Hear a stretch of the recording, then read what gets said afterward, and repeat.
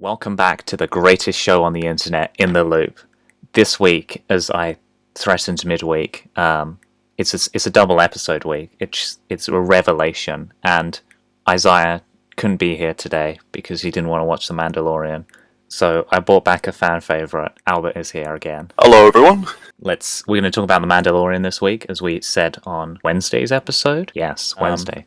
So are we going to do any non-spoilers, Albert, or just kind of... I would say that we are going to have some spoilers. Oh yeah, obviously, but are we going to do any non-spoiler talk now, or just so I can write spoiler alert in red on the screen?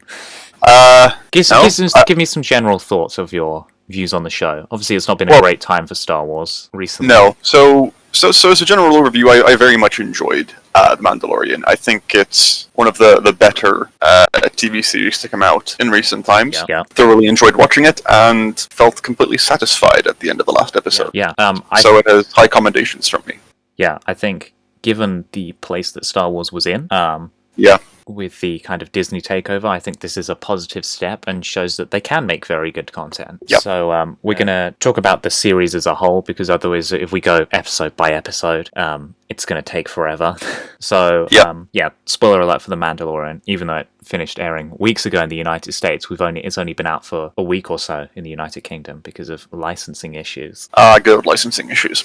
Can't live without them. Yeah, so spoiler alert. What are your kind of highlights of the series as a whole? What do you like? What do you not like? What characters are terrible?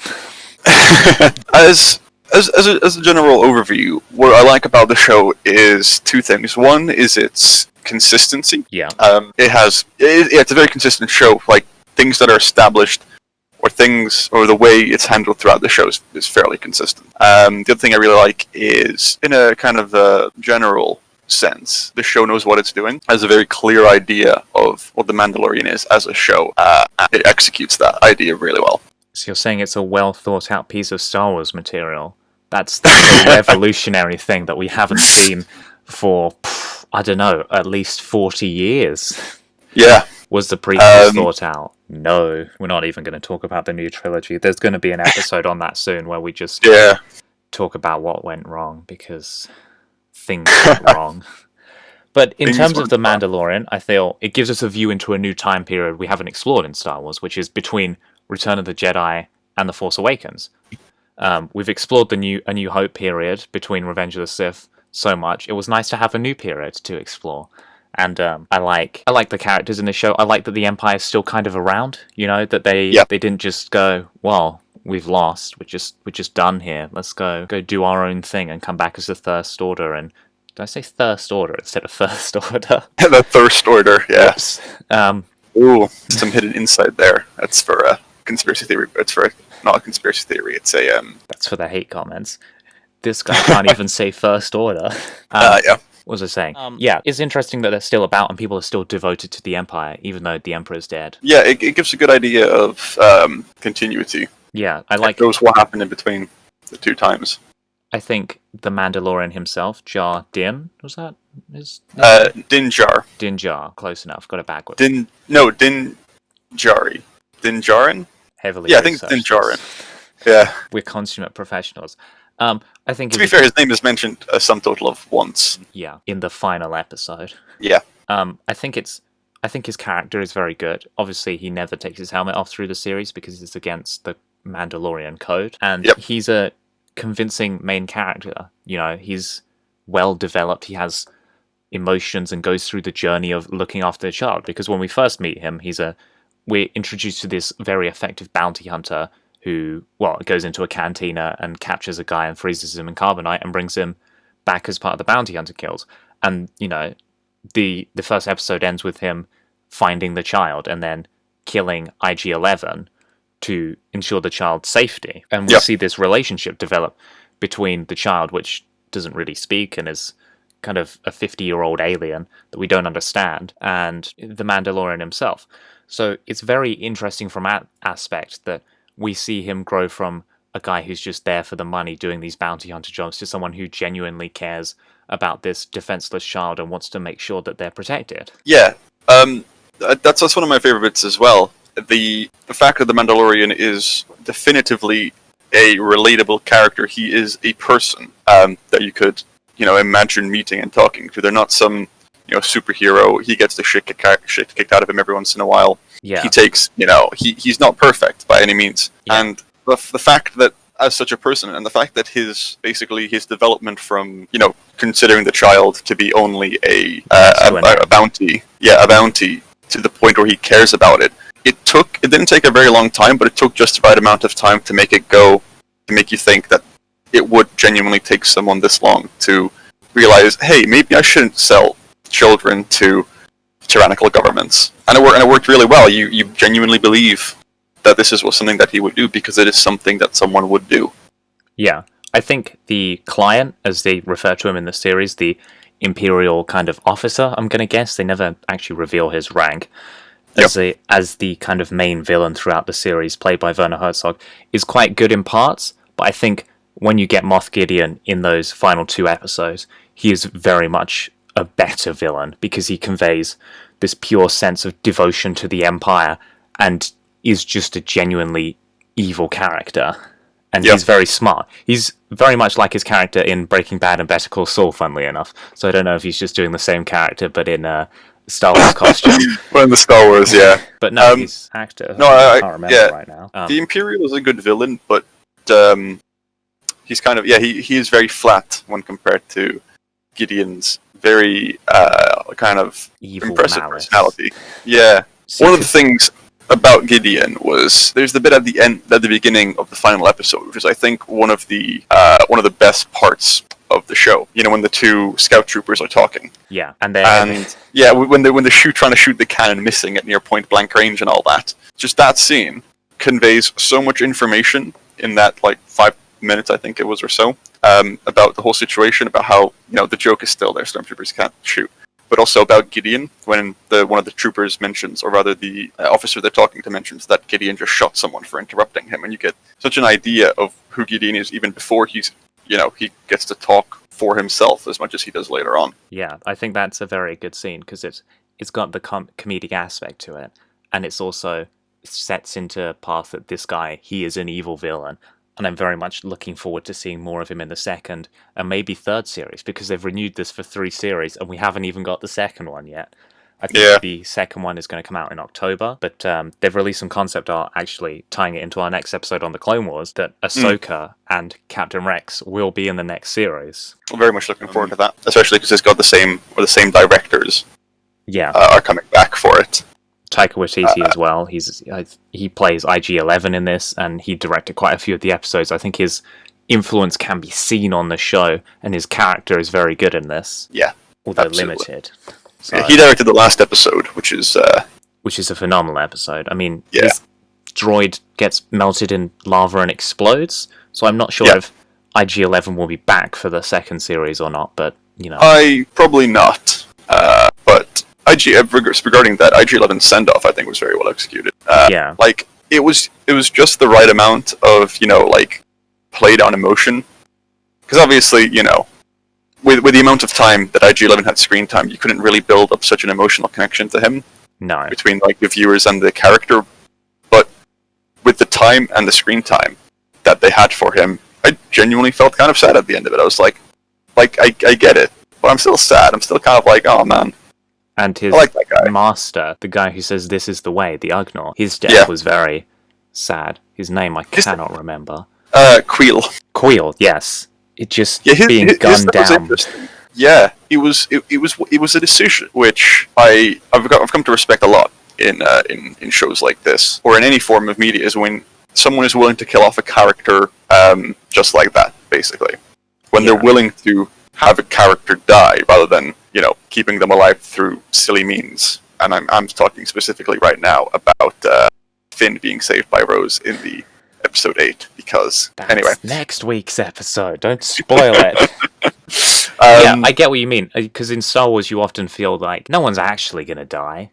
And then a lot of the time when characters die, it's kind of, it doesn't really fulfill, it's not really fulfilling. Like Luke Skywalker's death in episode 8. Why do we keep talking about this? I like that film.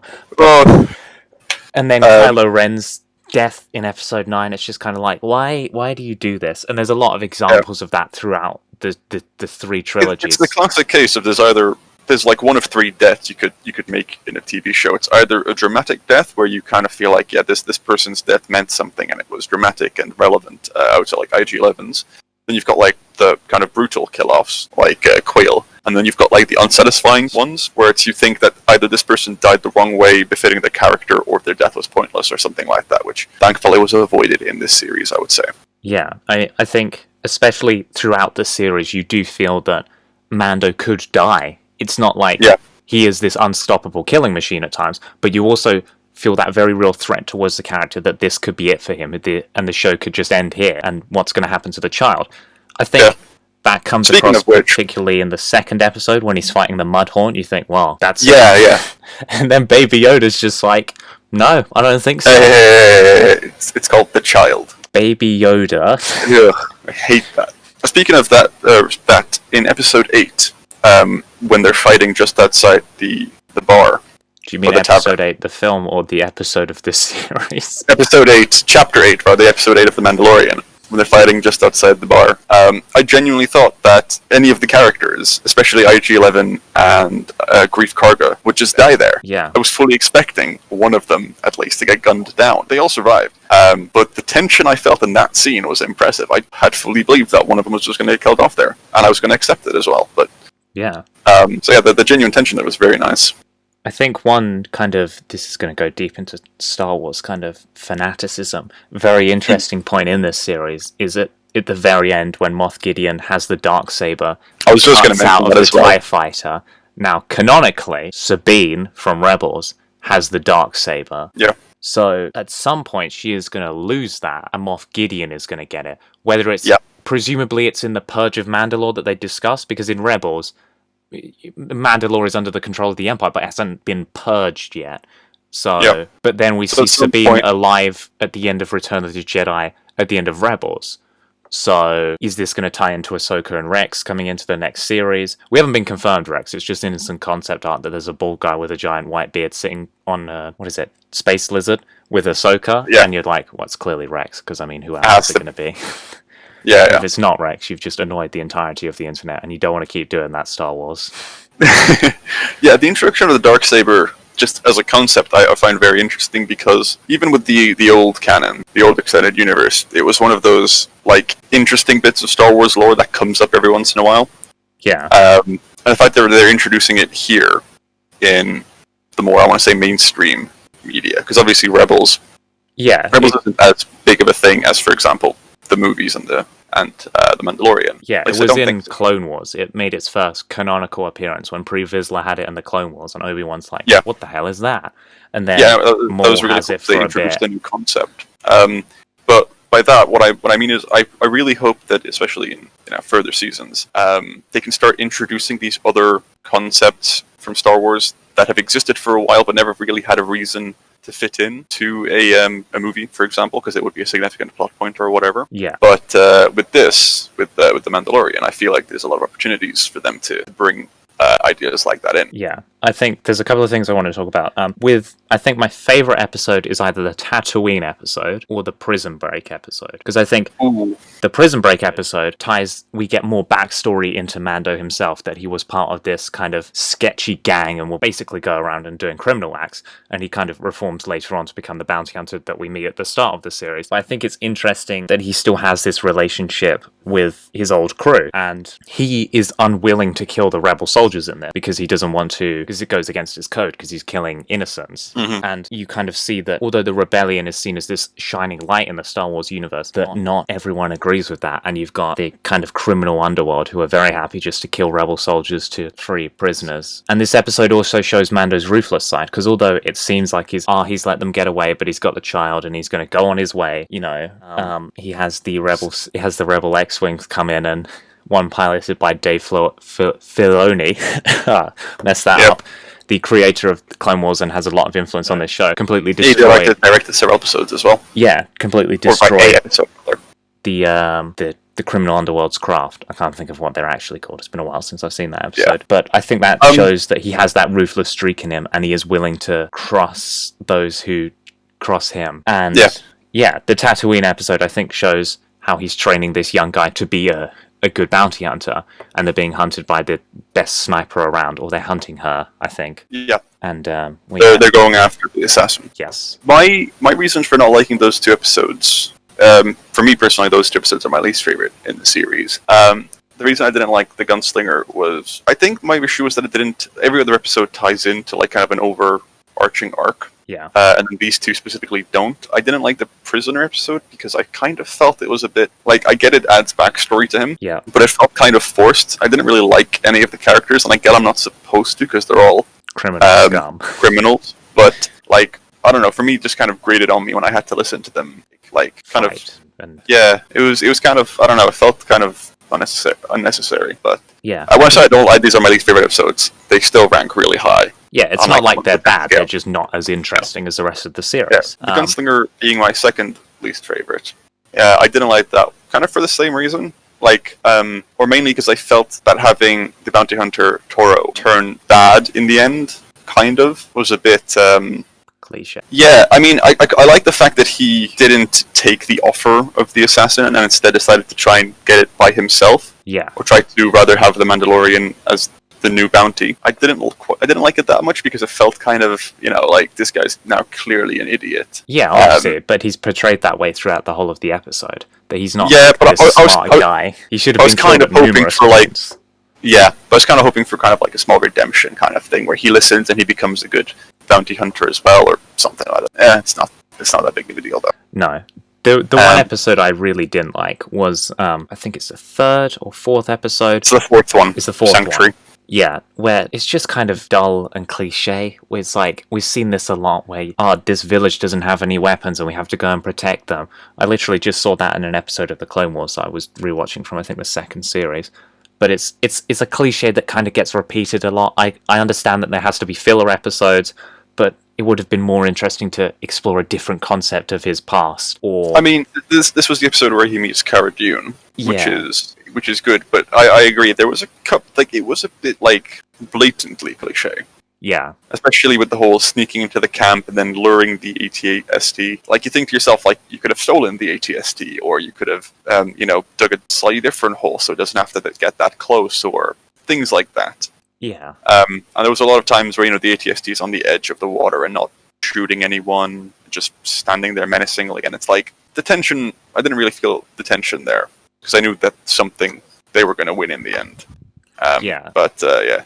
I think what I want to see going forward is what it looks like they're doing and introducing characters from the animated series and things and further Star Wars lore into the in real life aspect of it. Like, I want to see, I know we probably won't see it in this series, but maybe Thrawn come back or Ezra from Rebels and, get links to the wider Star Wars universe and where they are at this point. Because it doesn't look like we're going to get a continuation to Rebels at this point now, and it would be interesting to see where those characters are and where those characters are in terms of this story. I don't want them to just bring in Ahsoka and Rex because they're fan service and they're popular right now because of the end of the Clone Wars. I want them to have a valid reason for bringing them into the show.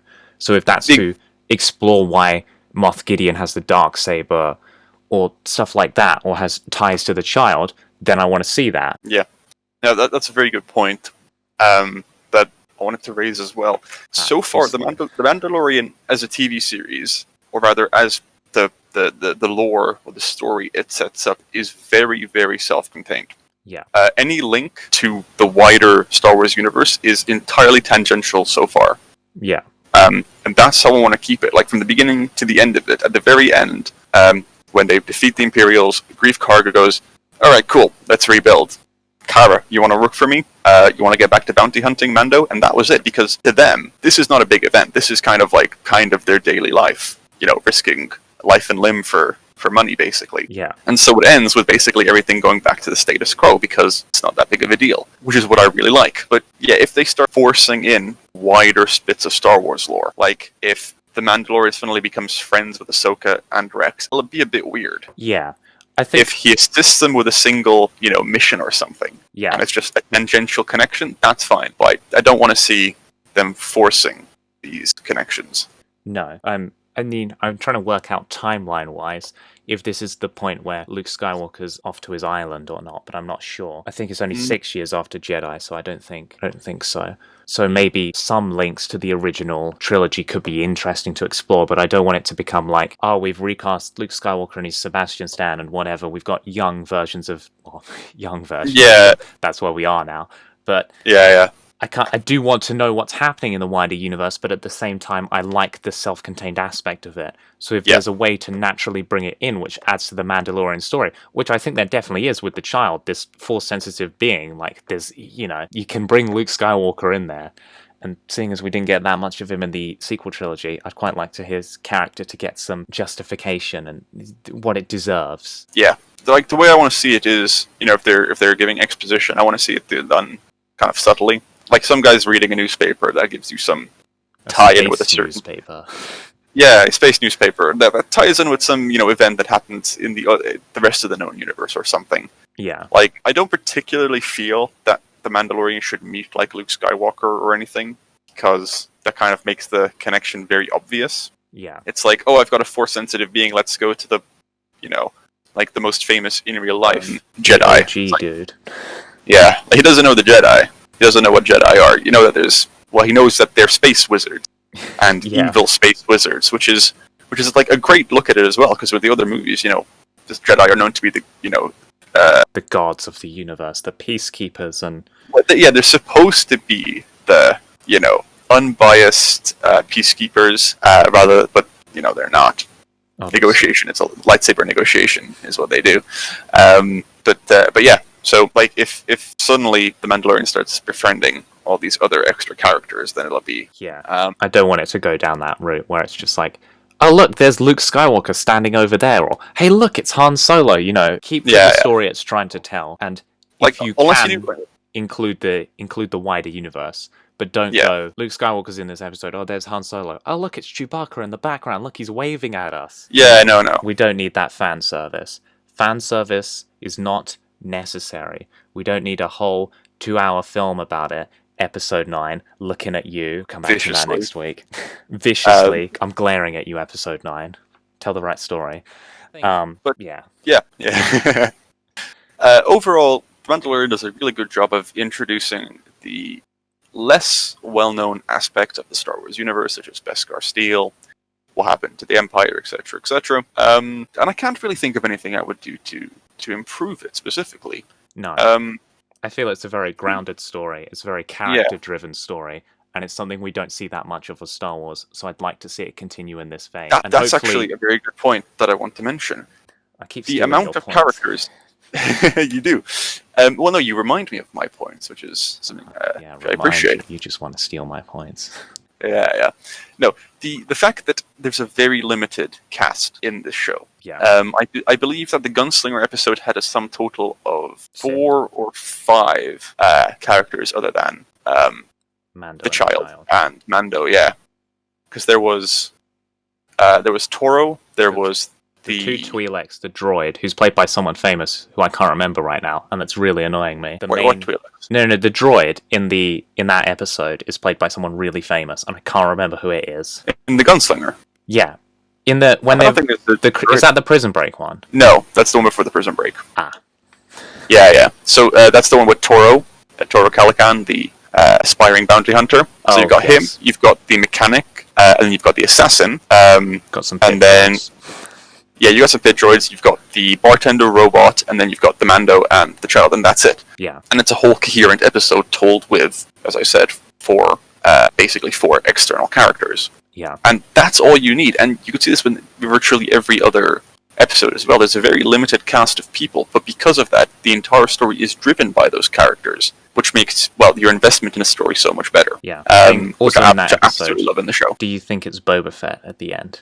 Because there's been a lot of talk of that being Boba Fett's legs walking up to the dead assassin, and it's like, I really don't know about that. I've got some personal. I've got a lot of thoughts on is the new canon versus the different canons of Boba Fett. Because canon Boba Fett is inept. It depends on which canon. Because in one of the canons, Boba Fett becomes the Mandalore himself. In the real canon that counts, Boba Fett is inept and he falls into the Sarlacc pit like a punk. Yeah. So the problem is that obviously with Boba Fett, part of the story, how they deal with him is going to be a very significant thing, basically. Now, I love the canon that I read of Boba Fett, where he becomes the Mandalore and becomes a competent and famous bounty hunter as well. I quite like the idea of that, but your lies.